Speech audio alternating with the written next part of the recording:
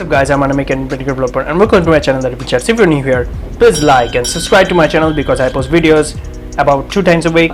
Today I'm going to talk about the power of having a back catalog. Okay, I've been in this game industry for about like 4 years and I have been making almost like in the first year I created one game. Okay, I thought that my first game will sell million copies on Steam just by releasing it on Steam, and Greenlight existed at the time, and I actually people voted for my game to be on Steam. And as soon as my game got Greenlight, I thought, oh, this is it. This is the time that I'll be able to sell millions of copies on Steam, and then I'll just become a millionaire. That's simple as that, right? The reality was different. Okay, having one game, even in 2016, was not viable at all, and I realized it later.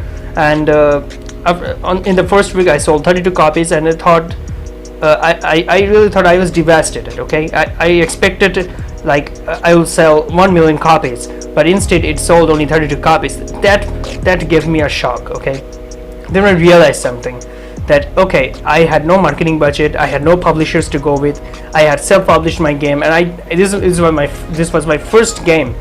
And so after that I didn't want to create more games, but later I realized, okay, if this is the real numbers, if this is the reality that I can sell at least a few 40 or 50 copies, then there's no way that there's no way to go back, right? So I realized that the reality is different from what I thought it would. So I decided that I'll start working on another project, a better one, and I already bought the graphics tablet and stuff and all the software required for making a good game. And the next game that I released in the next year, like around 2017, no, I didn't release anything on 2017. I released another game in 2018, and that was when in January, I think. So in that year I released Kids with a Lonely Bird, which was my second project. It turned out really well. It got some good reviews on Steam, but it has sold around 60 or 70 copies in the first week, and after that it kept selling. But I realized that this is the realistic number, and this is how much I can sell on Steam without the help of any marketing or any kind of publishers and stuff like that.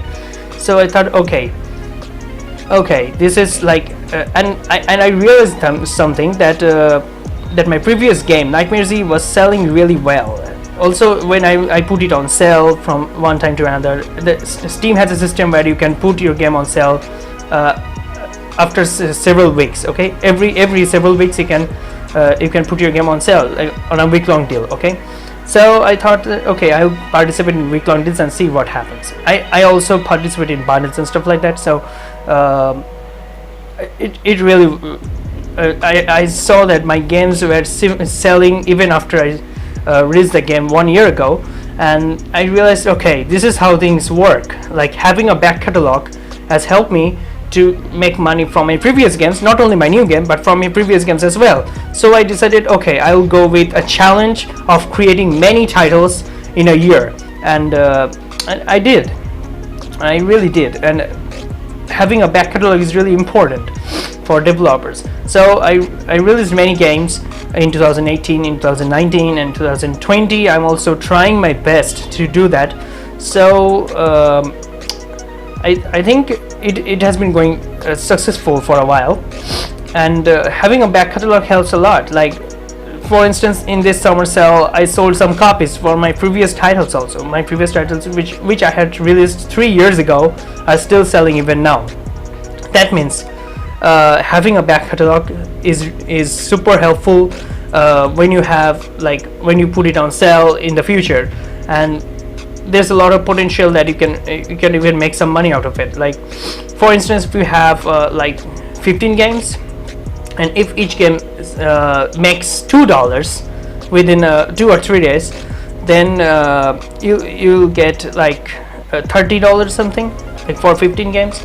So that's how things work. Okay, and I have also created some like Steam bundles and stuff like that, which I'll explain in my future videos, like how to create Steam bundles.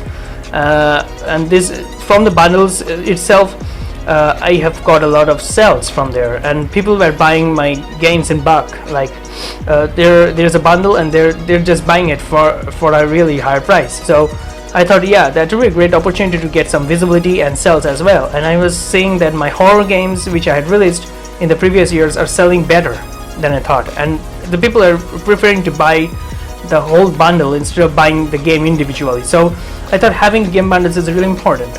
So I will show you in the next video like how to create the Steam bundles.